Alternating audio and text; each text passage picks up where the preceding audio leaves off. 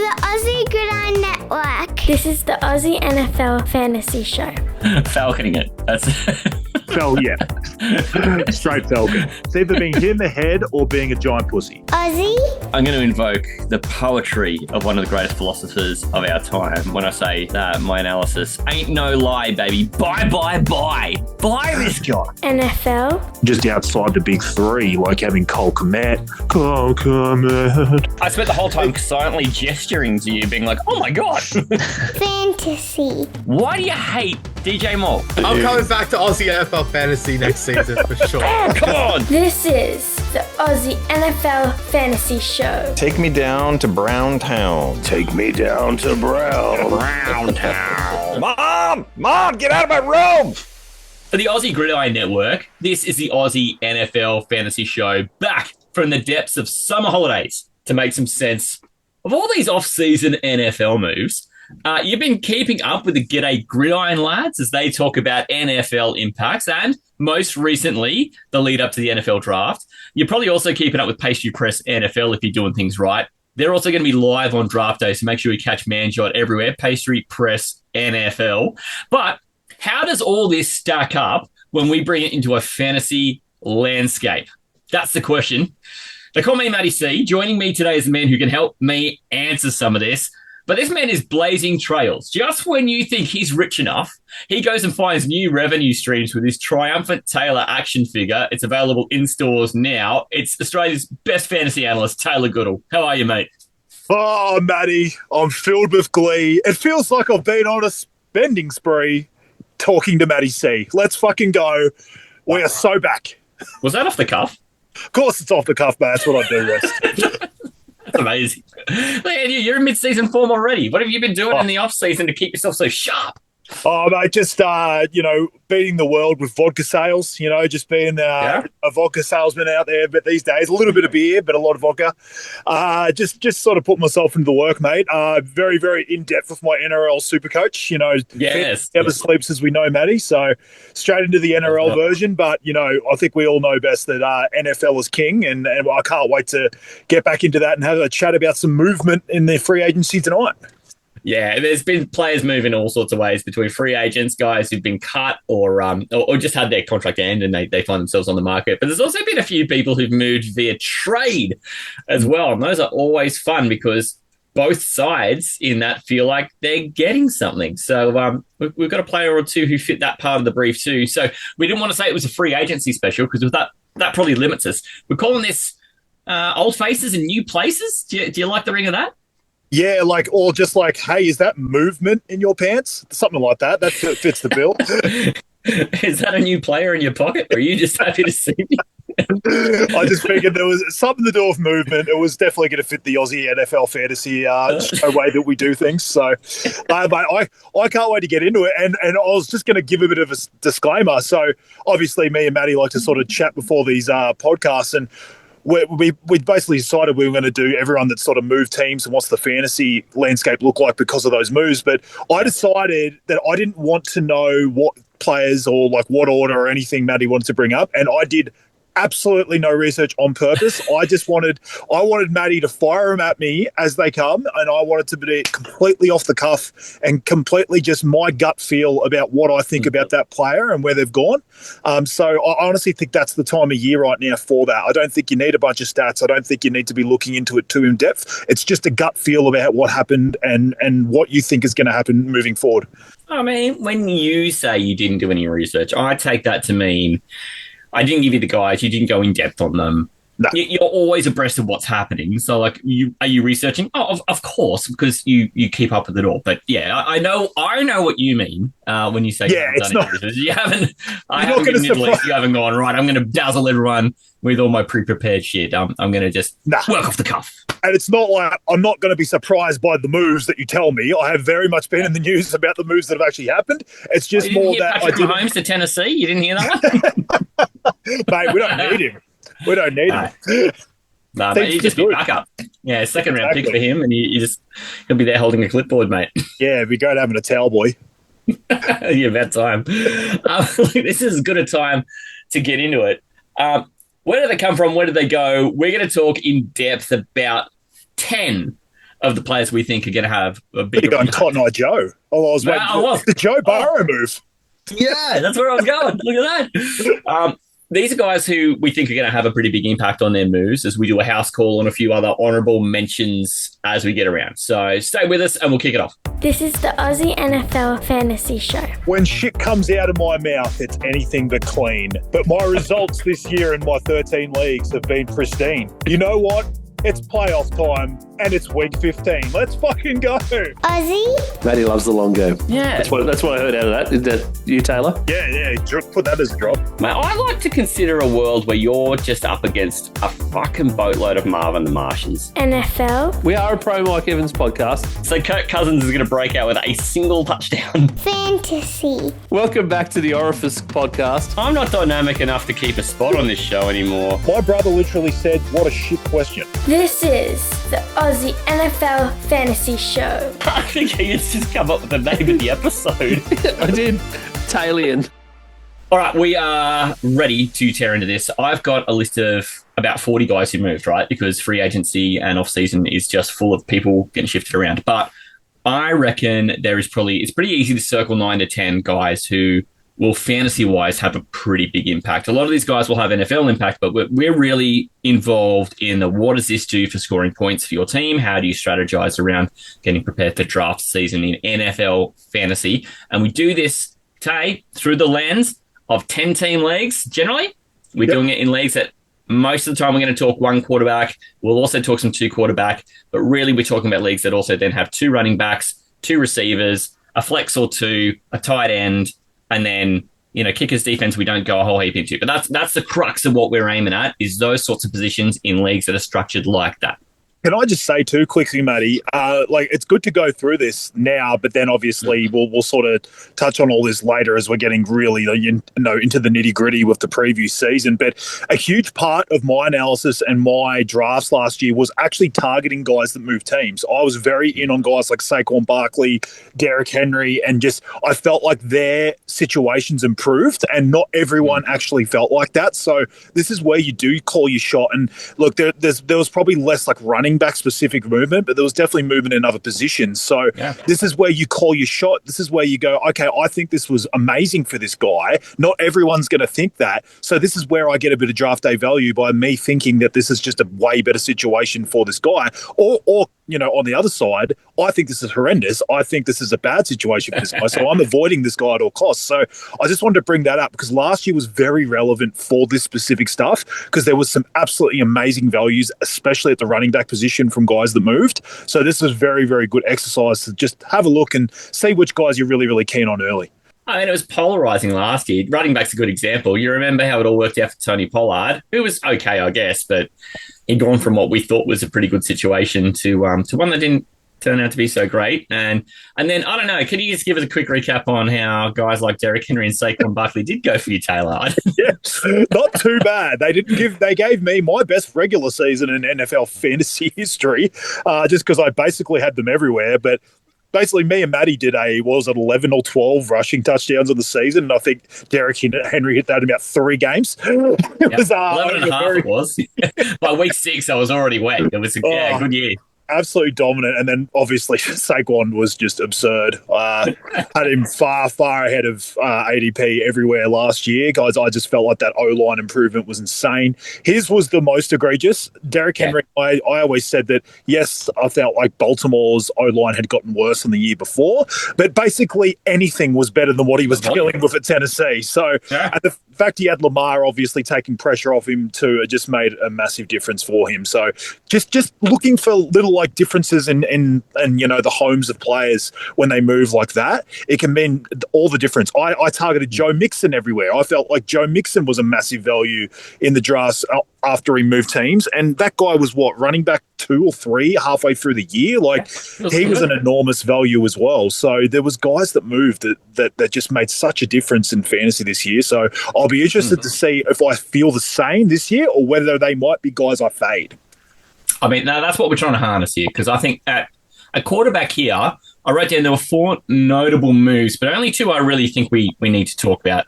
I don't know that we need to talk a heap about Russell Wilson winding up in the New York Giants, and I don't know that we need to talk a heap about Sam Darnold to Seattle. and that will become obvious later on. The ones who I thought were most interesting to talk about here in terms of fantasy are that Justin Fields has left the Chicago Bears. He spent 15 minutes at the Steelers, where he went 4-2. Now he winds up at the New York Jets. Tate, your gut, what does this do for Justin Fields as a fantasy quarterback in 1 quarterback and 2 quarterback leagues? Does it give you any faith? It's super interesting, right? Because you go back 2 years and this guy was a fantasy stud. He wasn't exactly a real NFL stud because he couldn't even keep his job at the Bears, but he was amazing for fantasy because the guy could just get out and run, and he has all the intangibles you want in a fantasy quarterback.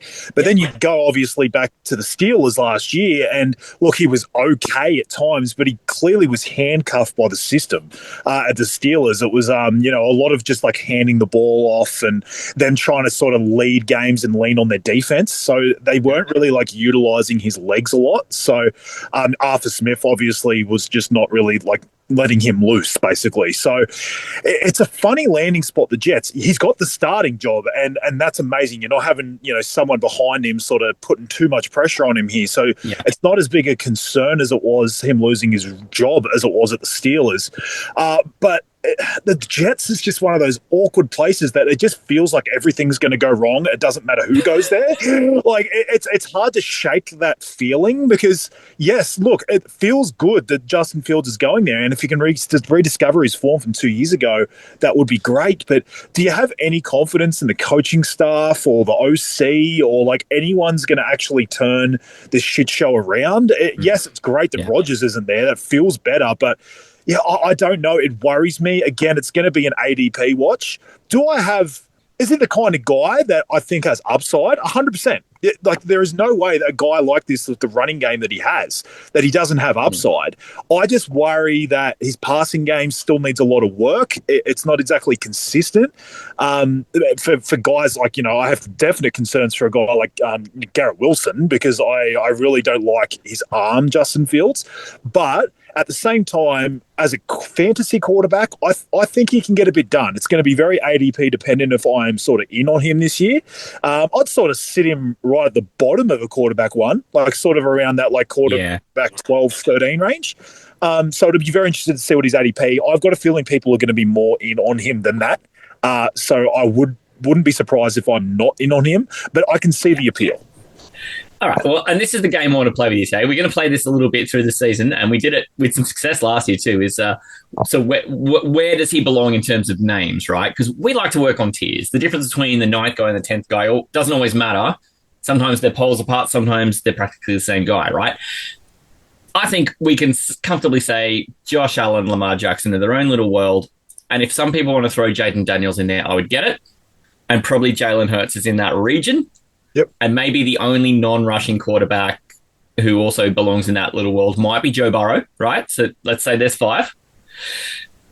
Then what do you do after that? The guys after that are maybe Mahomes, Baker, Goff, Murray. I don't know, who are the guys? Where do you start to think Fields belongs in this range?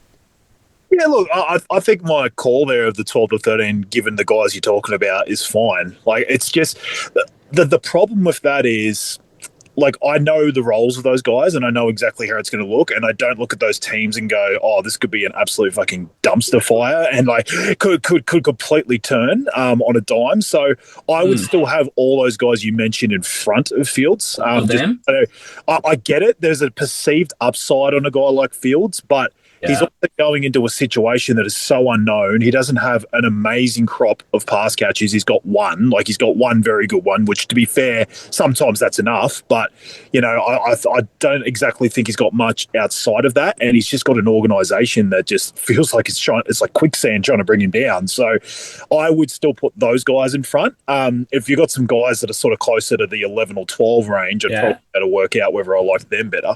Here's your next crop, all right? This is where it gets juicy. Your ex-husband, then ex-husband again, I think now, Justin Herbert, Britt Purdy, Jordan Love. Oh, Bears, Caleb Williams. Is this more the range that you're thinking? That is definitely the range. There's a couple I'd put him in front of Purdy. Yeah, same. Just because Legs? like Purdy's just too safe. It's like I would take the guy with upside in that situation because you could actually make a case that Purdy's like floor drops a lot by losing a Debo or like, and obviously IU coming back from the injury. I feel like there's actually a floor There's drop a lot of questions. but he doesn't have really any ceiling. So I would for sure put Fields in front of Purdy. Herbert as well. Like Herbert, just with that way the offense, I would be. If I was on the clock, I almost would go Fields, I think. I just think there's an upside to him that I just don't think there is with Herbert and the offense they're going to run. But me too, buddy. Me too. It feels dirty, but me too. Yeah, like that's that's the perfect range. But you're right. There are some guys in that range I would put him in front. So you never know. Right, I might be high. I might be higher on him. What? Give me these guys. Okay, so it's now we're just going Justin Fields or Dak Prescott. See, that's hard. See, I would have Dak in front of some of those guys in that last tier. I would say Dak. I would say Dak, but that doesn't mean I think Fields should be lower than before. I thought. Fair. Yeah. Fields or Stroud. Fields. Same. Fields or Tua. Still think Tua could be in for a bounce back, but I'm going to say Fields. Yeah. See, but I think this is it. So this is the bottom half of quarterback 2, where we're saying there's less questions about where Fields belongs, right? Yeah. It's probably there's more questions about Tua than there is about Fields at that point. So yeah, definitely. That was a fun exercise, Tay. Absolutely. We got more of that. Yeah. And like again, like we're going to talk about all night, it's going to be ADP dependent if we're in on these guys later, but just gut feel, I feel like he sort of fits around that sort of bottom of quarterback 1, which I don't think's a bad thing. Yeah. Because I think that you can draft him as your second quarterback and you can potentially get maybe a middling quarterback 1 out of him at his ceiling. Yep. And that's saying that he has a year a bit like what maybe Jaden Daniels had last year. And not everyone has possible. Not everyone in that range has that ceiling. So that's what probably clears him out from some of those other guys. All right. The notes I've taken on Justin Fields too was that he hasn't played the most career games he's ever played is 15 in a season, and that's now 2022. So there's been 2 full seasons since that happened. His most career wins in a season is 5. Noted he had 4 in just 6 starts last year. But you know what was funny? He had 1,100 total yards, but only 30 rushing yards a game last year. So this is the thing. This is where I think he was a little handcuffed on the rushing element, and we're going to expect to see him producing more with his legs this year. And that's kind of what makes me feel a bit more positive about him. Yep, definitely. The next quarterback on the list, and I brought this one up because as I was going down the list, I'm like, I could talk about Sam Darnold, but I feel like we're going to end up talking about Sam Darnold organically anyway. I wanted to bring up Joe Flacco moving back to Cleveland because when he was last in Cleveland, he had an impact, a real fantasy impact. Mate, there's been a bit of water under that bridge. He did spend 15 minutes in Indianapolis, but his age, 15 minutes is a long time. What do you think a reuniting in Cleveland will do for Joe Flacco in fantasy? It's hard not to be excited after what we saw 2 years ago. There were signs that it was just falling off a bit at Indianapolis, but that could have been any number of things. Like, he just sort of... It's hard to say, he just waltzed in there and didn't get enough time because he didn't really at Cleveland either, and he still dominated. But it was great. Yeah, there was sort of signs the wheels had fallen off a little bit. So I'm tempering my expectations for him at Cleveland. When he sort of steps on the field, it will give me more optimism in their pass catches. I just think in general, Flacco's an old man. That's putting it lightly, and he's going to just sling the fucker. He's going to sling the fuck out of that thing. And the fact that he's going to a team that he has that rapport with, that he remembers all those good times, and he has a coaching staff that's willing to just let him air it out. You saw with Jameis last year, that team had no issue just letting the quarterback just loose. They had no handcuffs on them at all. So the complete opposite of the Justin Fields situation at the Steelers. So, yeah, I would have look for fantasy itself. I'm not drafting the guy high. He's probably not getting drafted at all. But it definitely gives me more optimism in the guys around him. But him himself, we just haven't seen it over an entire season to give you enough confidence to actually draft him. Could you maybe draft him with some perceived upside as your backup quarterback in a 1-quarterback league, or take him as your 3rd quarterback in a 2-quarterback league? Yeah. Sure, because there's a chance that he just hits magma again and just goes fucking mental. But look, in the end, that's all I'm doing. I'm sort of making him a stash and just targeting the pass catches a little bit, better than I would have if it was another guy. Yeah. I mean, I think it's good news for Jerry Jeudy. And I don't know. I think this is something you mentioned at the time that Flacco was on that bit of a tear, is that he's got a short memory because he's been in the league a long time. And he goes out there and he might throw a turnover. But depending on your league settings, if it's a -1 for a turnover, that's not a bad thing. Like you score 4 points for a passing touchdown. So any touchdowns is going to erase his previous drive's turnover pretty quickly. And he's piling up yards. So as long as he goes in with the same MO, right? The same, he's going in with the same, mission to accomplish. And the idea is still to just take chunk plays when they're on offer. I don't feel that there's really a way that Flacco won't find weeks to be a really solid top 10 player. Am I going to ever have in a one quarterback league? Oh my God, probably not. But yeah, as a 2 quarterback league, I think he is the perfect guy to be drafted as your 3rd quarterback. Exactly. And it's similar in a different vein to Fields. Not similar in the game style, obviously, because one's a fucking statue and one's running around. But it's the same that if there's other quarterbacks around that player in the same range, this guy has far more potential to have a higher upside. That's why I'm taking Flacco around anyone else around that range at quarterback, because he has a perceived upside. He could be the guy that I could plug and play in a semi-final in fantasy, and he actually goes nuts and gives me a ceiling that I can win a semi-final in fantasy in. Same as Justin Fields, like he's the guy who's got that high upside that I'll want. So Flacco is going to be the only one around that range that I wouldn't even think about drafting, because the other guy's going to be plotters that you're hoping you get 12 to 15 points out of. Yeah, it's like, do I take Flacco or Drake May? Yeah, come on. Yeah.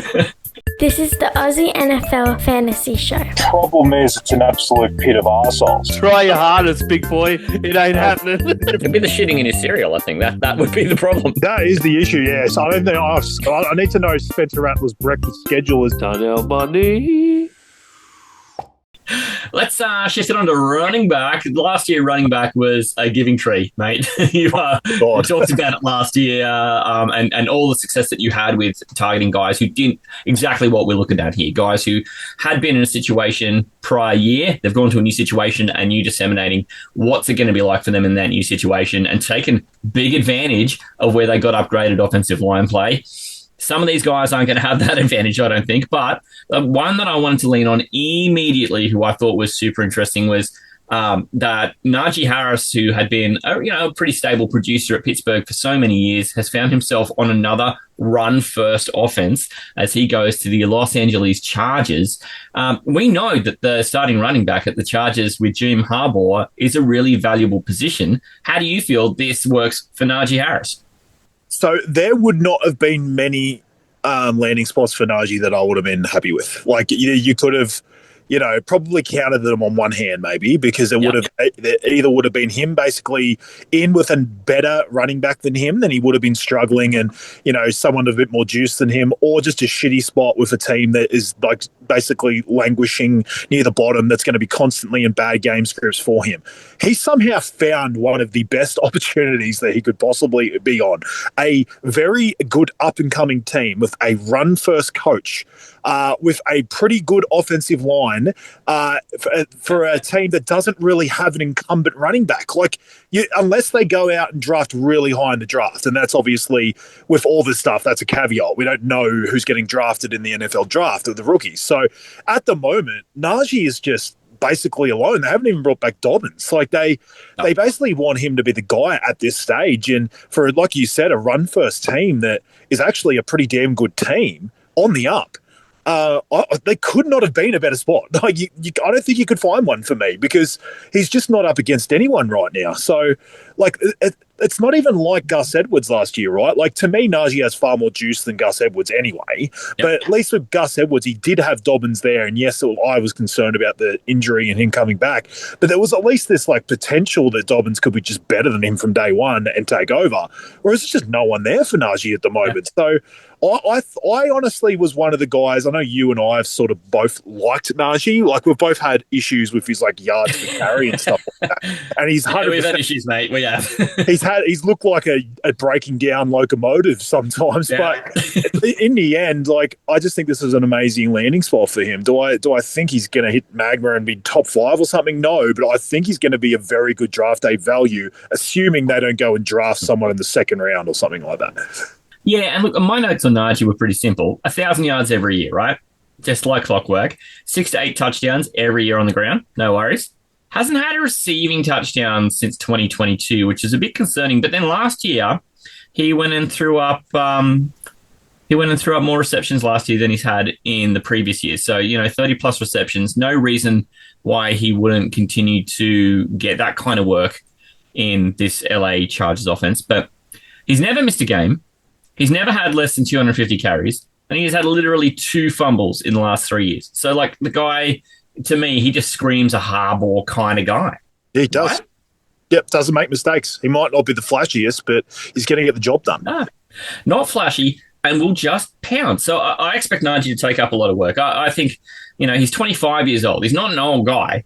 And, he's going to be in good health. He's absolutely, to me, a guy who we should not be surprised if he just finishes in the bottom half of that top 10. We should just not be surprised by that. And I hope you don't have to pay for that on draft day. I really hope you can get him cheaper than that. If you're a dynasty owner of him, this was the best case scenario. Like there was, honestly, I do not think there was a better case scenario for him. And you needed it because you probably paid a first round 101, 102 pick for him. So you couldn't just watch him burn out, mate. No. It's selling. This guy's got something, and he they know it. They know it where he is. They kept him there. Aaron Jones remained a Minnesota Viking in free agency, so it's an old face in an old place in a lot of ways. But he'd only been there a year, so it's still kind of new. We're happy with Aaron Jones at Minnesota real quickly. I didn't think it was one we needed to deep dive on. No, we don't need a deep dive. I will put a little caveat there that Jordan Mason going there is at least a little worrying to me. Like, I just think they've realised with Aaron Jones, yes, he's 100% going to be the lead back and he's definitely their best back. But I do think they realise at his age they probably couldn't have given him the load that they gave him last year. So I would just say for anyone that watched Aaron Jones have a very good year for the Vikings last year, just have a little bit of a pause. Just I don't think he's going to quite get the workload. And I honestly don't think that's a bad thing for him personally. I actually think getting like 70 to 75% of the snaps is going to be far better than what he was dealing with last year. I just think Jordan Mason's going to do a bit more with the backup role than some of the guys that they had last year. So just keep an eye on that. But I do also think that given Jones for most of his career at the Packers was actually like more like a 60% snap guy. Like they actually got more out of him at the Packers, given to be fair, he was a lot younger. But he actually was a guy that actually did a lot with less anyway. So I'm not looking at this like it's some massive downgrade for him, but I'm just saying that if you're in your drafts, just look at what Jones did last year and draft him exactly based off that. I do think his workload comes down a little bit, but it's not a major concern. This Viking teams will be a little different because they're going to have a whole new quarterback situation. And look, Jones has never had a season where he's been fully healthy all the way through. So all these things are just things to, just take note of. But on the whole, I think it was a positive move for Aaron Jones. It is saying something we know what he's capable of, and we should expect some of that to return this year. Yep, absolutely positive move for him. He could have ended up in a lot worse spots. Oh, God, couldn't he? I wonder how you feel about this one because I've been a truther. This fella was a Bronco. He's now a Cowboy. It's Javonte Williams, and he's had a career already. He has had an interesting career. Been up and down. 200 carries, 900 yards, and 7 touchdowns right out of the gate. But then, woof, right? 400 total carries in the last 3 years, only 9 total touchdowns in that stretch as well. So been pretty disappointing. What do you think a move to Dallas does for him? Now, look, if this was anyone else owning this team and you just looked at it on paper, you would say there's a guarantee that they're taking a running back early in the draft. But the fact they have a geriatric fuck running them, I have no idea what way they're going to go because they basically decide every single year we're going to cheap out in the running back position and we're going to beat the system. We're going to do it with paying no one at running back. Look how smart we are. Yeah, we're the fucking Cowboys, baby. Yeah. We them boys. But this year it's really not going to work. They got kind of lucky with Rico Dowdle last year that he was actually half decent. But I'm just so worried for Javonte. Like, I honestly think his career is basically toast. Like, look, did he get in a position where he doesn't really have to battle anyone else. Like, could you say this is kind of like what happened with Najee, I guess? But I think Najee's got more juice, which is crazy to say because Javonte was amazing 2 years ago, like, or really 2 to good. 3 years ago. Like, he looked like he was the next best thing. And that knee injury, I don't know if it's ever knocked someone further back ever. Like, he is just, I don't know if there was more damage in that knee than first reported. He definitely came back too early. I don't know why they did that. It made no sense. They should have given far more time. Sometimes coming back early might look good as a fantasy owner, but it's absolutely destroyed this guy's career. There's a reason he's on such a small deal. He just hasn't proven it in a long, long time. And honestly, the fact he couldn't do it with Sean Payton, like he's kind of like the running back whisperer. Like he's been able to do it. He's been doing it a lot with running backs. So it worries me that going to the Cowboys that are just a bit of a clusterfuck at times. And honestly, I know Jerry Jones is retarded, but fuck me, they have to pick a running back. Like, he is. They have to, surely, Matty. They have to drop one. You can't roll with Deuce Vaughn, right? That's Deuce Vaughn, it, right? I do a shit that's the size of Deuce Vaughn, and I'm like, wow, did I even do a shit? I think I've lost That's a pebble. That's a fucking pebble. That doesn't count. It's gone. It's just not a log. Straight down to the bottom of the bowl. Mate, you know what actually was good for Javonte last year that I don't know everyone caught, but he had 70 targets last year. And I think it just shows what he can kind of bring to Dallas. I don't think he's going to be the real grounder and pounder. I do think they will find an option in some other capacity to take up a bunch of that ground and pound role. But, this is a team that we know they had their difficulties with defense, so they must attack. Dowdle did take up a bunch of that role. He's gone now and in Carolina. And they still need to work on that offensive line a bit. So it wouldn't surprise me more if they took a higher pick on an offensive line and then went second, third round on the running back who then takes up and subsumes some of this role that Javonte will take. But what I like about it is that he showcased he's not just about the pound it. He had 70 targets last year, took a bunch of receptions, did some good work with it. And I think this is a team who's going to need some dynamism in their offense. And it's just sort of showing Javonte still kind of got that, even if he doesn't have the rest. So I'm kind of hopeful for him. And being a PPR world now that PPR has been generally the standard scoring where you get a point for every reception you take, whether you're running back or any of the other catching positions. I just kind of think that gives him value in a way that he wouldn't have had. And I'm not sure that this is going to be a guy who you're wrestling in the third round to get. Like, I think this is going to be a much later pick now, given the seasons he's had. I think the market's going to be really down on Javonte Williams. It's going to be pretty similar to what you got like Rico Dowdle at last year, I think. Like, obviously, again, NFL draft dependent. But there are two things that just worry me about the position of the Cowboys. One is they're super pass heavy. Like, they like to just run a pass heavy script, which, like you just said, he can be a pass catcher. So that's what made me confident. Yeah. The two is, again, what you just mentioned. Their offensive line just seems to be going backwards each year. Like, they used to be like a dominant part of their game, and that's why you would take a Zeke in almost any stage of his career if he was there, because he could just dive over for short yardage touchdowns because of that offensive line.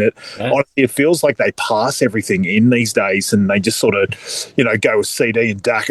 That's just the way that they've run. So, yeah, that's what worries me about the actual role. But if it's just him, look, if he's going around where Rico Dowdle was last year, look, you could probably talk me into that kind of value. But I'm not really sitting here like with any excitement because just from what I've seen with my own eyeballs the last few years, it just hasn't looked great. This is the Aussie NFL Fantasy Show. Generally, the ball sacks is my name also. Mate, you inspired me. It's the one time I'll say that.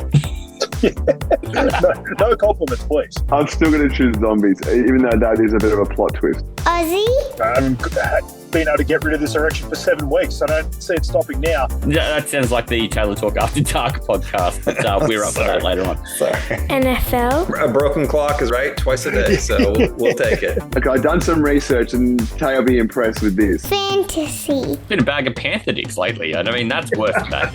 They're furry. Your number one pick at wide receiver, call it, son. Yeah, got to scrub him off. Oh, well, I'm fucking devastated. This is the Aussie NFL Fantasy Show. And I'm going to come right up between the arse cheeks. Yeah, he's the godfather of cheeks. Wicket, let's move to a different position. Mate, I found a tight end. I had to dig, but I found a tight end who I thought was worth talking about. And I don't think you'll be surprised at all that I'm talking about this tight end because he was a Jaguar, and in time gone by before that, he was a Giant, but he's now a Bronco. It's Evan Engram, who, anyone remember Sean Payton offenses when they had a good tight end? I do, and so this has kind of got me a little excited about potentially what Evan Engram can do, given where he's been in the production he's had in the last 2 to 3 seasons. What do you think Evan Engram on the Broncos will do for his fantasy value? Now, what were the odds that a tight end would be the one leaving me with the tingling feeling in my nutsack? Like this is actually the one. Really? And this is a good tingling. This isn't, a bad tingling. I'm actually very high on this move. I think I'll be looking at Evan Engram in drafts as sort of an early call for me.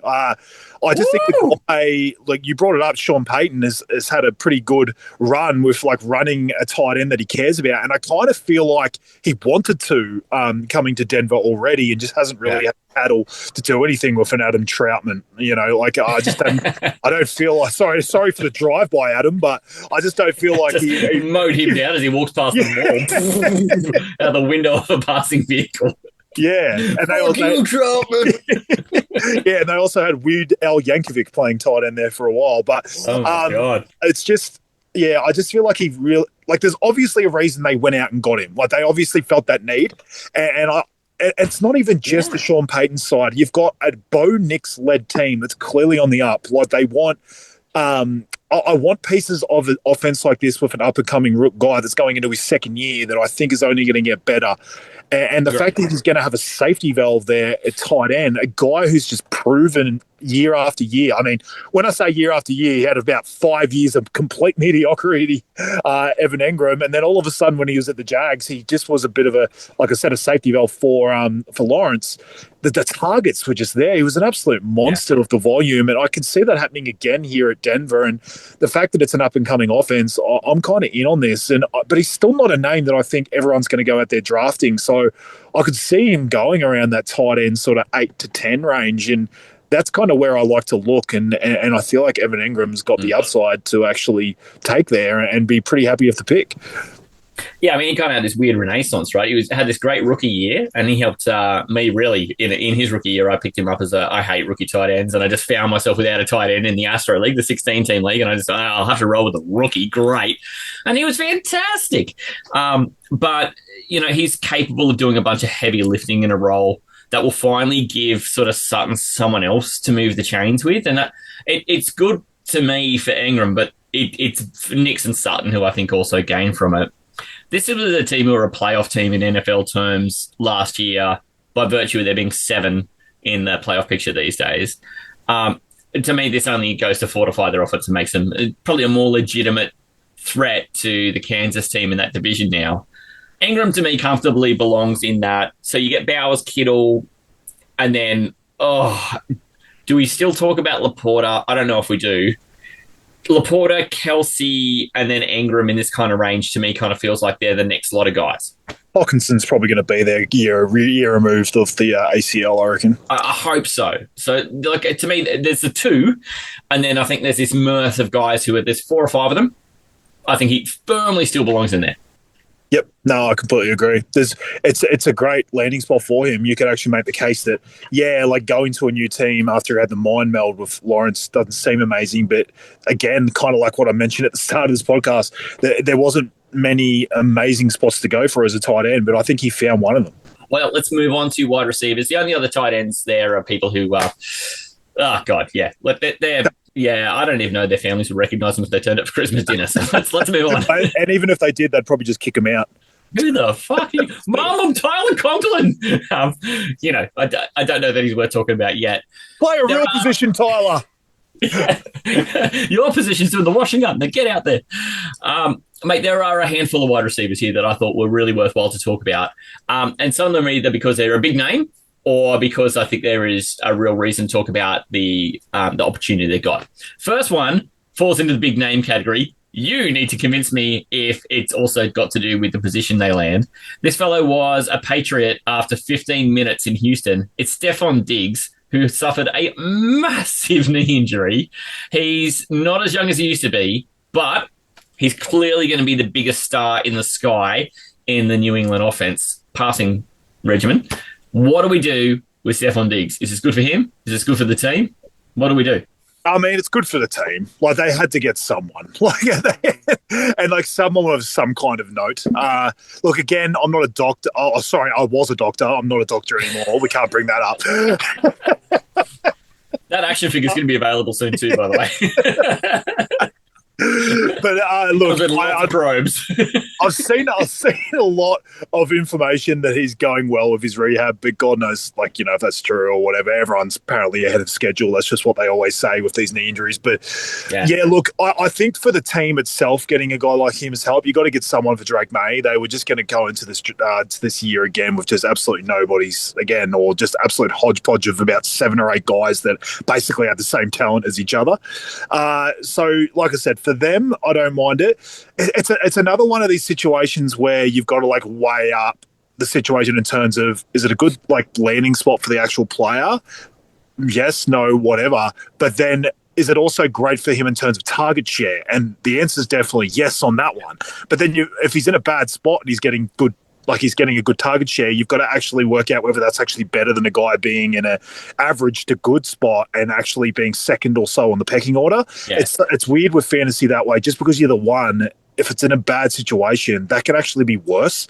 You even look at a guy like T. Higgins. Look, he's the number 2. He's way better than almost all ones out there in fantasy because he's in a situation. So I worry about the landing spot.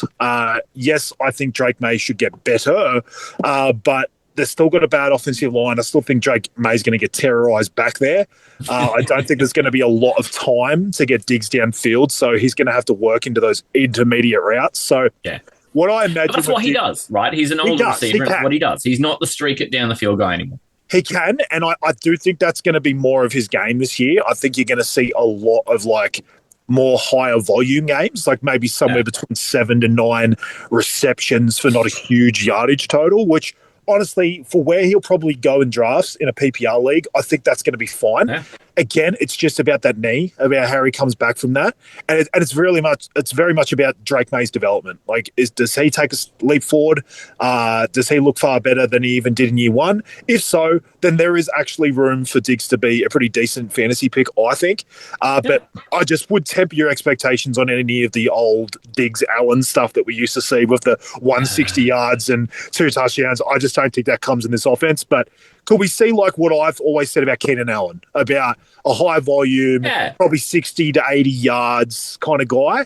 Yeah. So, look, if you're getting him around the same places that we were getting Keenan Allen the last couple of years, then I'll probably be in. But his name might carry a little bit more weight and he might go drafted higher than I want him. So we'll have to see. It'll be interesting to see where he winds up. I could imagine a world where he's like a 4th, 5th round pick. And man, to me, in my eyes, he would have to work really fucking hard to deliver that for your team. But that's the way I think he would do it. He's not going to be doing it by hitting, the 4 for 120 and 2 touchdowns kind of games. No. I think he will very much be the edge it away and chip it away and junk time touchdowns. I think there's going to be plenty of junk time for this dreadful ass team in Boston this year. So good luck at New England.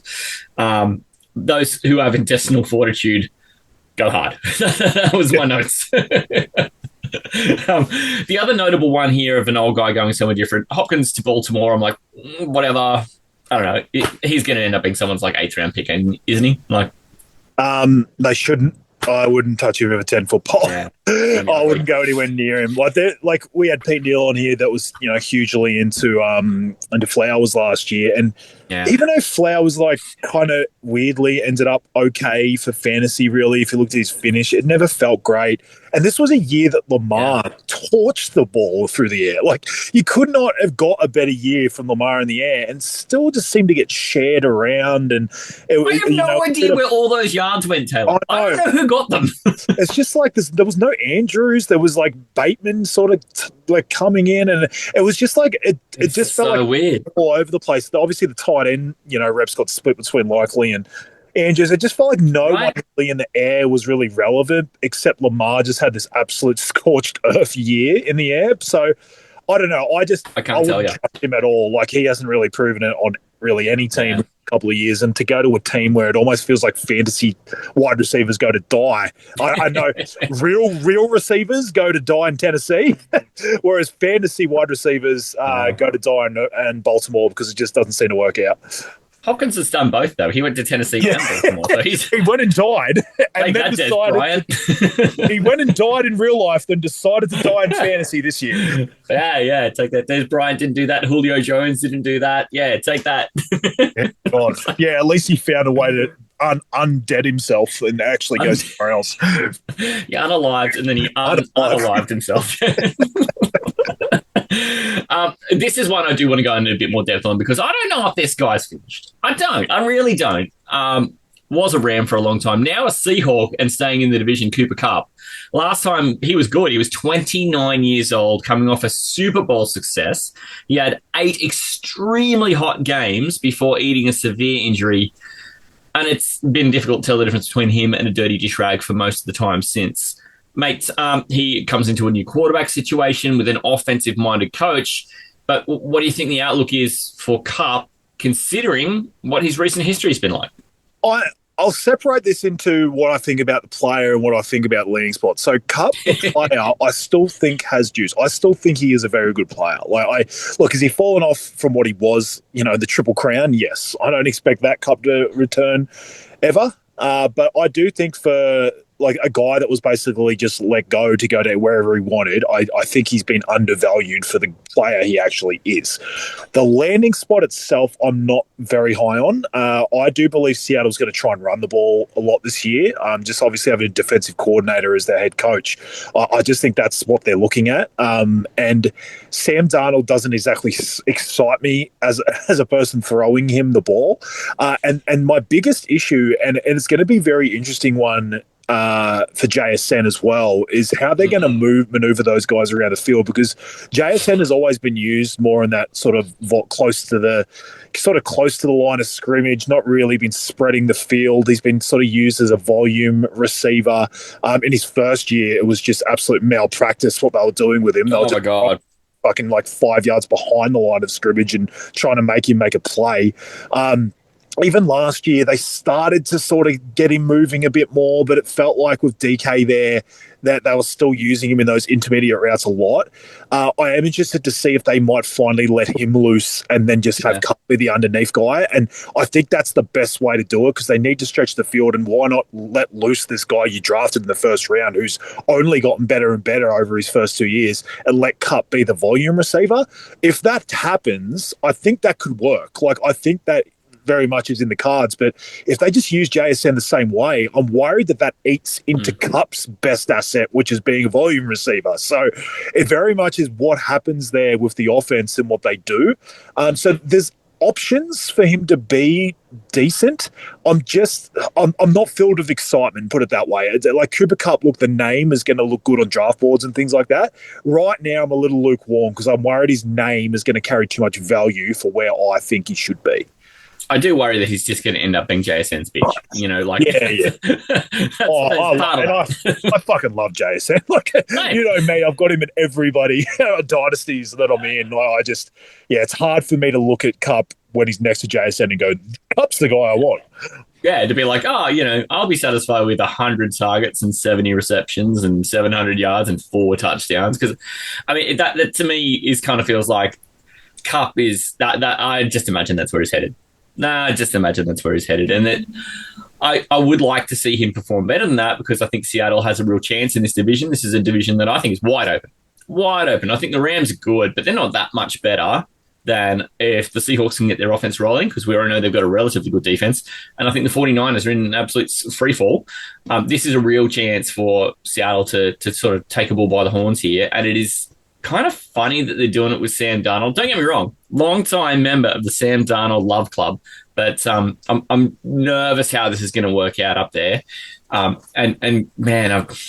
Last year we saw taking Kupp in a 4th round as kind of like a cheat code, right? Of oh man, this guy could totally have top 6 wide receiver written all over him, and he didn't, but he could. That's the Kupp we've known exists. I think you got to temper your expectations now and realize that's not going to be him. But I could also, I would be happy enough to imagine a world where he could still be a top 25 wide receiver, where he is a flex play for you week in, week out, just picking up slot receiver sort of numbers, while JSN is the big dog. Yep. No, completely agree. Yeah, nice. Look, I don't want to waste a heap more time on that. I do think he's like the wide receiver 3 with upside. The one who I just want to briefly mention here before we go to the next big in-depth guy is that Chris Godwin re-signed at Tampa Bay. I don't know there's a lot of action there, except that he saw a pretty heavy, dramatic decrease in volume and production last year. And once Mike Evans was that was kind of Baker's love. And I think as it should be. So it'll be interesting to see what happens there. You got any thoughts on Chris Godwin? Yeah, my poor Jalen McMillan. Oh, my God, I thought he was there. I thought it was his time, and I just wanted Godwin to sign anywhere else. Anywhere. I didn't care where it was, but of course he re-signs on a pretty decent deal, and it puts McMillan back to third. And yeah, it was tough. Again, this is a very selfish moment of me as a drafter of McMillan in every dynasty that I own. I've always been high on him. Look, I still think he's got the potential at some stage to sort of break in. He did pretty well with the role when he got it as a rookie. But for Godwin himself, look, it's hard. It's another major injury he's coming back from. He was so good last year. It was insane. But he was also horrendous the year before. So it worries me that, again, we're going to get another year of a guy coming back from an injury and we just don't get anywhere near. We don't need to be anywhere near where we were last year. Last year was just fucking lava. Like, he was just going hot. But this year, I'm just worried. Like, does it just make me even higher on Mike Evans again? Probably. Absolutely love that guy. I've waxed lyrical about that. But honestly, having Baker there helps. I know 2 years ago you'd get laughed at for saying that, but having Baker in the system for another year, and there's just a comfortability about it. Obviously, Baker's got a bit of a mind meld with both those guys. So there, look, I'll be interested if I get reports that he's going well in the off season about his health. Then it'd be interesting to see where he's getting drafted because he's got value. But I do have concerns about how he's come back from injury before. An old face and an old place with some newer bits around him. But you're going to have a hard time convincing me it's not the Mike Evans show there. Mate, I've got to check it past with this guy, but he has wound up in a new place, was a 49er for a long time now, a commie. It's Deebo Samuel making the move over east. Mate, to me, this is the oldest 28-year-old man I've ever seen in my life. He's made of glass, and in 6 seasons, he's never played all 16 games, had less targets year on year since his high watermark of 2021. But this is the value of going to a new place, right? What's the opportunity there? Should I have a bit of optimism? You should definitely have a bit of optimism. Again, I've spoken about this already. There's plenty of worse places he could have ended up. Like instead of a team on the up with a young up and coming quarterback that needed another receiver that had a one if not really much behind him, and a coach that I'm sure is definitely an OC that's willing to use guys in wacky ways. So I actually think it's probably the best spot he could have ended up in. Do I think we're going to see the old Deebo at 49ers? No, I don't believe that. Will he get injured? Maybe that's the old Deebo we'll see.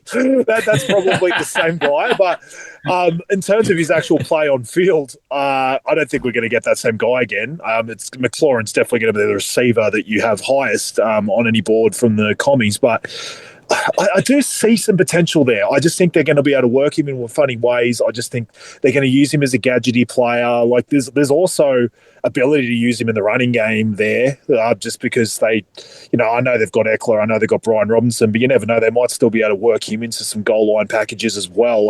That's a big threat, having Jaden Daniels, Deebo, and your pretty decent goal line running backs there. Yeah. It's going to be really, really hard to stop them. So again, it's whether they want to use him in running back situations and further risk injury. That's my worry about whether they actually want to use him in that way. But I just think, again, intermediate routes, he's the kind of guy that can still yak the ball. If you dump it off to him 5 yards downfield, he can turn a small play into a big one. So I just think this is kind of what Washington kind of needed. I think they needed a guy like that because Terry McLaurin's going to be their big play guy, the guy that stretches the field.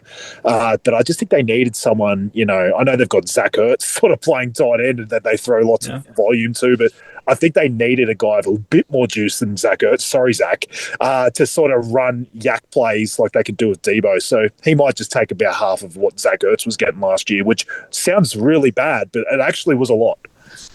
Hey, Zach Ertz was a tip-top play most weeks. I mean, exactly. God, I can't think of a week in the last 6 or 7 that he wasn't either 10 10 sort of points through receptions and yards, or he was getting you a touchdown, or both. Like he found his way. I think what helps Debo here is the low-key re-signing of Noah Brown, because what I think that does is it just takes you having to have Debo on the field all the time away, and that you can then sort of use him a lot more targeted, right? You don't have to trot him out there for every snap, and I don't think he will hold up doing that. And I would not ask him to rush the ball once, Tay. Oh my God. The guy is made of porcelain. I would not even fucking try that. But what I would do is roll out your Terry McLaurin, Noah Brown sets as much as you like, as many exotic tight ends and running backs in backfields, and move people around all you like, and get Debo out there in situations where he's your second read, your first read, he's someone you're making space for, and use him as somebody who's really targeted in the package that you're sending out. Don't just trot him out there for useless downs, because I think, for a guy who's only 28, his body's seen a lot. He's really got to prove he can stay healthy, because he's never played a full season. So I think there's a lot of good that can come from it, but I think they're just going to be so careful. I think that impacts where you draft him. He is going to be a high usage player. It's going to be like one of those ones where you see him coming on the field and you're like, it's probably going to him. Because you're right, because at his age and his ability to get injured, I think he's actually going to play less snaps, but have a lot of usage in those snaps. So yeah, you're probably right there. And that's the thing. Like, you'll see this happen, and I mean, even in stupid little local leagues, right, where it's just people, you just know who in your league is a dynamic player who doesn't need to play every down. You see them come on and everyone shouts on the defensive side, number one's on, and everyone knows to keep an eye out for him, because either the ball's going to go to them or they're there just to give you someone to look at. But either way, you cannot dispel it. And I think that's probably something that Debo's really got going for him, that whichever way they go, the Commanders will either be able to utilize it because he will have some things he can produce, or he will just be a good enough distraction to help them execute something else they want to land, and use Debo as kind of the smoke screen to do it. So I feel like there's things that he could do for them. And, do I hate the player? A little bit, but it's just because you always got to value, you got to always invest so much of draft capital value into him, and he hasn't produced it. Last year he had 51 receptions from 81 targets. That's a passing down running backs volume. That's not a top wide receiver number of volume, which is also what's got me thinking, if this draft capital you got to pour into him is more than about a 6th round pick, I'm probably going to let him go to someone else. Yeah, it's one of those ones that could just work out being a far better pick in real life. Like, it's going to help the Commanders a lot, but it may not help out you in fantasy. So it'd be interesting. I mean, both those numbers should really only be able to go up, but you don't know. So I'm saying, be careful. Be careful. What do you think about Mike Williams going back to the Chargers real quickly? I don't know. I kind of like it. You love Mike Williams, though. You've always got a massive for him. I think you brought him up. It was at the Jets. He was at the start of the year. Yeah. You saw him as a bit of a flyer late in drafts and stuff like that. That did not work, by the way. Look, if he was going to rejuvenate his career, it's probably back at the Chargers. But obviously, Ladd McConkey's going to be sucking up a lot of that volume. Yeah. But I don't know. Like, he is probably going to be the field stretcher again. But the problem is, again, he cuts down the fucking field. He's made of he's made of even more finer porcelain than bloody Debo. Like, that's a real concern. It's a huge concern, but sure, like, if he's the epitome of an absolute late dart throw, he probably is still on the waivers at the end of a draft. So, yeah, look, right, let's see. Look, you can probably talk more about why you're keen on him. I probably won't be, but you go for it, mate. No, all I'm saying is last pick of the draft, everyone else will overlook him. Just throw him on the indie bench, mate. Thank me later. This is the Aussie NFL Fantasy Show. Winston, basically, I think this game here, you could tell me he threw 6 touchdowns and 6 interceptions in the same game, and I wouldn't be fucking surprised. I would play Jono over him this week. Aussie? I'd go really, really shit at starts of the week this week. It'd be awesome. I'll see how I go. I'm a bit rattled, but I'll figure it out. Rattle this Taylor's thing. Yeah, that sums out last season, I think. NFL. Hang on, let me unpick this for a second. You wish Dan Campbell was your son's dad. Fantasy. Ironically, no woman has ever been hurt by a Matty C. Dick. There's nothing even ironic about it. It's just straight up facts. Hashtag facts. This is the Aussie NFL Fantasy Show. Suck on my Chubba Hub? I don't know. That's good enough. I was about to say, he did beat around the reach bush. DK Metcalf, he was a Seahawk for a while, and then all of a sudden this weird dummy spit happens, and now he's in Pittsburgh, which is, to me, the only team without a quarterback. Wow. Did you know that DK has never had a 100-catch season? I don't think Pittsburgh's the place to get it. No, it is not. And honestly, I give Russell Wilson shit, but without Russell Wilson, he's not even going to get someone that's decent with a deep ball. Like, I would have actually liked Russell Wilson to stay there because he could have actually chucked him something long to actually get. Yeah. Oh, Mason Rudolph's going to do that? Am I allowed to just say I fucking hate this? Like, it's bad. Like, I don't know where he's going to end up. It's going to be one of those ones again that his name might just hold a bit of value, and it's not even like you can say, like, if there was like no George Pickens, you could say, okay, it's kind of like Stephon Diggs. It's like it's just the only guy, and you feel like where else is the volume going to go? But I guess with George Pickens there, I don't even know if I'm going to look at DK like he's just going to be this guy that's going to get high volume. You just said he doesn't have 100 catches in a season. Like, it's never. What's up with that? I don't. I'm struggling to find the positives. Like, please, someone find them for me, because there is no quarterback. It is an offense we just talked about with Justin Fields that kind of handcuffs everyone when it comes to fantasy. He's not going to get long balls. He's not a volume receiver. I don't know what he is. I don't know what he's going to be on this offense. So, yeah, like, I feel like I've been finding positives for basically everyone on tonight's podcast about their movement, but I think this is about as bad as it gets. Everyone else kind of found almost the best situation they could find. DK found basically the worst. I don't know if it gets much worse for him. I mean, how do Pittsburgh win games this year, right? I think they're going to be like the 17-14 kind of game. Do they use him as a blocker? Does he block for Jalen Warren? Oh, my God, we've got a point-per-block league. Like, that might be where it could be good. What he's going to do is going to draw a double so they can get it to Fryer. So, I don't know. Like, he hasn't even really been close to the 100-catch season either. His high water mark was 90, which still seems just ridiculous to me, given he's just always been such a big specimen of a human being, and he should just have his way with defensive backs. But, yeah, to me, this is... Oh, man, I just kind of wonder. He signed for 5 years. How many years of that contract do you think he's actually going to play, Tay? Like, how many of those are even going to have a quarterback? And what is their outlook? They've got Mason Rudolph back from the Titans, and he tore it up there, so he's he's in the prime of his life. And what's behind him? Us. There's an ass behind him. Have they signed Jeff Driscoll or some superhero like that? I don't even know.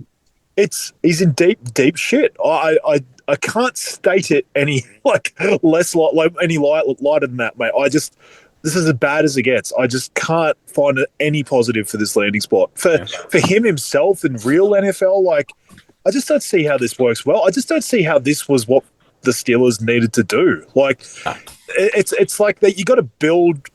Like, you settle your quarterback and your offensive line and stuff before you go get the receiver. Like, who's going to throw to him? There's no point of having an awesome receiver and paying him a shitload of money if no one can throw him the ball. Well, what we think is an awesome receiver, because when you stack up his career numbers, he's a pretty good receiver. Once. Like, they're paying him like he's an awesome receiver. They think he is. Like, that's their mindset. Yeah, so it's both. He has not been what he's advertised, but also now he's got a supply issue. I've got both those problems with him. Yeah, I can't imagine where he would have to be for me to draft him.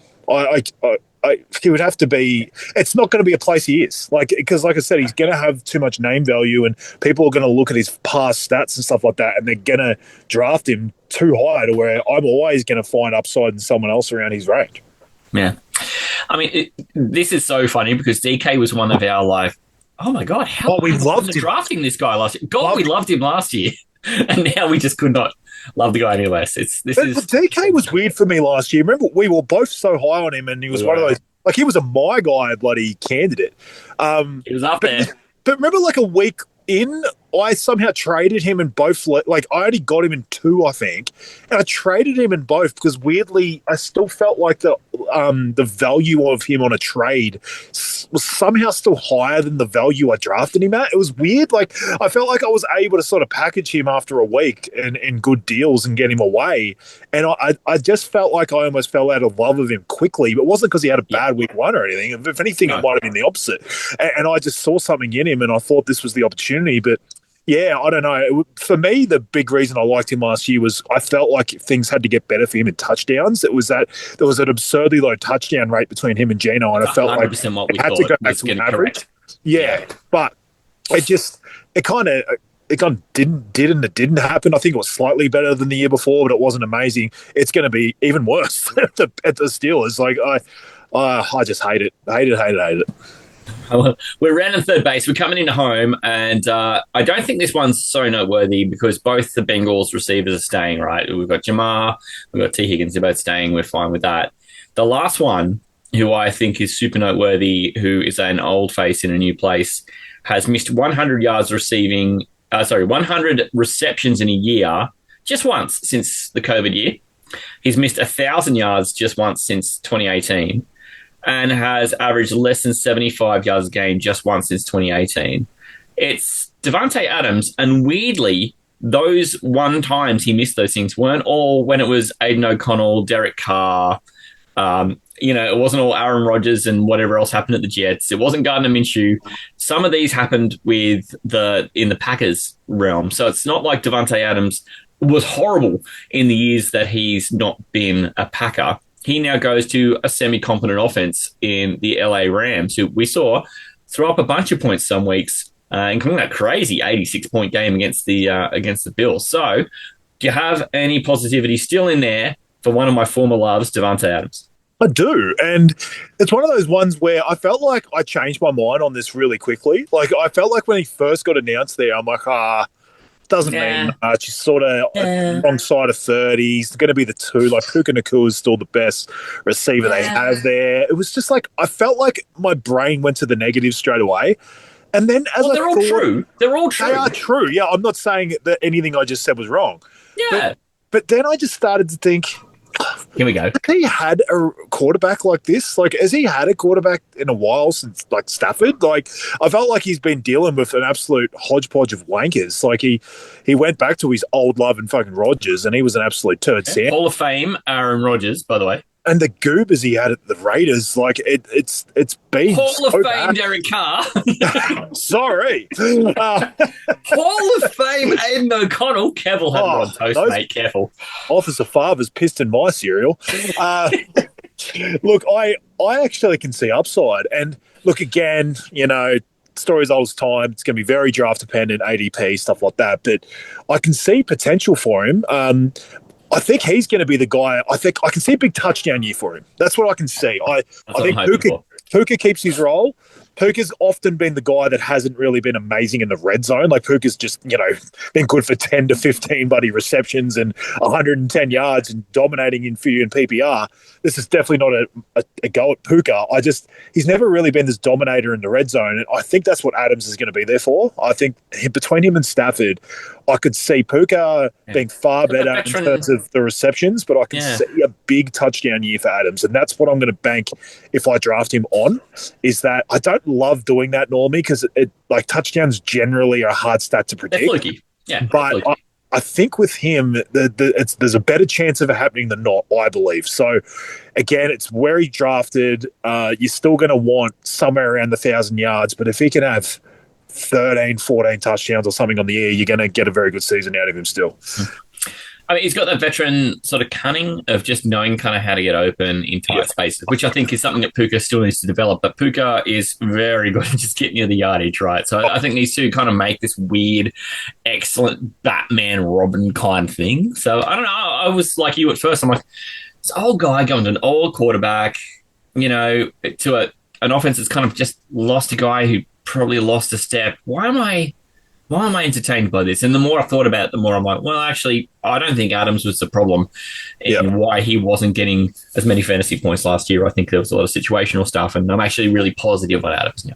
Yeah, it's just like they've got Kyron, they've got McVay as the coach, they've got Stafford, they've got they've got all these guys that I think are going to put Adams in a good position to score touchdowns. I think those guys together are going to work on this plan and execute and get that offense moving to a point where Adams doesn't have to be the guy trying to pull the offense forward. I just think that the rest of the guys are actually going to get Adams into good situations to score touchdowns. So I just think this move is positive in that way, because if the offense is moving, that's just going to give him more opportunities to score touchdowns. So yeah, that's where I think he's going to be an asset. Like, I think he's going to be a good bet if you're a betting person to get on to like lead touchdowns, because people are going to probably still look at Puka being the one and go, oh, we'll go on Puka or whatever. But I could see Adams having a big touchdown year this year.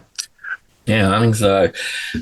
Mate, here's the last one I wanted to go in depth on. We've gone 5 deep on wide receivers who we went in depth on, plus a few sprinkled in there who we just quickly talked about. We had a couple of running backs we went pretty deep on, a couple of quarterbacks, and, of course, our tight end. A few others who are still out there who haven't signed yet include Amari Cooper, J.K. Dobbins, who we talked about, Elijah Moore, Keenan Allen, Nick Chubb, and, of course, the enigmatic Aaron Rodgers. Those guys are still out there without teams. And there is a whole cartel of people who've signed in interesting places, like Mac Hollins wound up at New England, Josh Palmer ended up in Buffalo, of course Dan Jones wound up in Indianapolis, and he may end up starting some games there, which would be so weird. Brandon Cooks wound up back up at the Saints. So there's people in all kinds of weird places out there who we didn't get to talk about tonight. But Tay, what we do now, we're going to take another break for a little bit and let the NFL draft happen. We're going to come back and talk about the rookies who matter for the purposes of redraft once those chips have settled a little bit. And then we start getting back into the swing of our usual preseason schedule. So, mate, it's almost like the start of everything all over again from here. Absolutely pumped. Should see if we can get Dynasty Mark for a big return for the talk about the rookies. But I'm desperate for that, because I have not done enough research there. I spoke to you when we caught up last week that it's been funny for me because in Dynasties a lot, I've always had late picks. So I've always been the one sleuthing, looking for late round targets. But this year I've been a bit different. I've been sort of more looking at the high end guys because I've got some Dynasty leagues where I've got some sort of higher picks. So you're working. Things have sort of changed for me a little bit. So I will have a look at some of the deeper guys probably before that podcast, but I'll probably have a bit more to chat about with some of the higher end guys, which ones, I might have some bold takes on some guys that, are getting picked 4th instead of 1st that I think are going to be the best or something like that. So yeah, can't wait to talk about that. I cannot wait. Tell us who you think is your highest impact traded or signed free agent in this period through the offseason. Let us know. You can post that anywhere through our social media. We're at Aussie NFL Fantasy on Instagram, Facebook, and let us know. Taylor and I, we're always active on there too, and we'd love to engage with you and talk to you about who you think your highest impact player is, who you might be targeting in drafts, who you think is good value. And we are going to also get together a cartel of great guests to come on with us through this season like we did last year as well. So 3 hat in the ring. We had a lot of folks come through last year, a lot of folks who were keen to come back, but we're also always looking to bring on new talent. So 3 hat in the ring. Let us know if you're interested. Absolutely. You're listening. Don't be worried about coming on and letting us know. We want to get that group chat.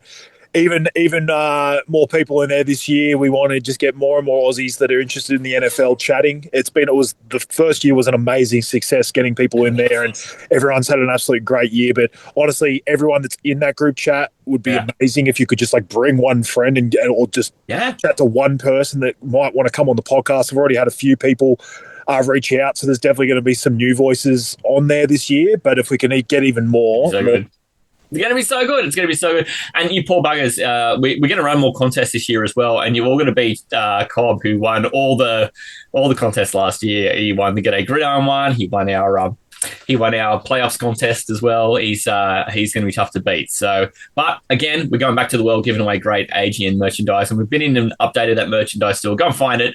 Linktree/Aussie Gridiron Network, and hit the Got Merch button. Of course, you can find it all there.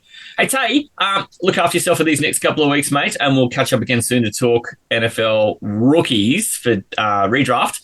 But in the meantime, hooroo! Hooroo, buddy. So good to be back. Yeah, boy. Giddy up! Have you found the Aussie NFL Fantasy Show yet? Taylor and Matty prime you to take your fantasy team to new heights twice a week. My balls weigh a ton. It's time for week 11. I'm never unimpressed with you, mate. The streak continues. Great guests join the show. Just ask Eminem. There's 100 things that rhyme with orange if you say it right. I'm coming back to Aussie NFL Fantasy next season for sure. Oh, come on! Breakout fantasy candidates unveiled every week. And I'm going to say quads for a double touchdown. Taylor Talk brings out all the gems. I think this is the week for Jameer Gibbs. I'm going to go 20 plus with a touchdown guarantee. 20 plus a touchdown. And Australia's favourite segment, Starts of the Week. All right, so with my first pick, Aussie NFL Fantasy Show. Fridays and Sundays all season long on the Aussie Gridiron Network. Subscribe everywhere you get podcasts and never miss a show.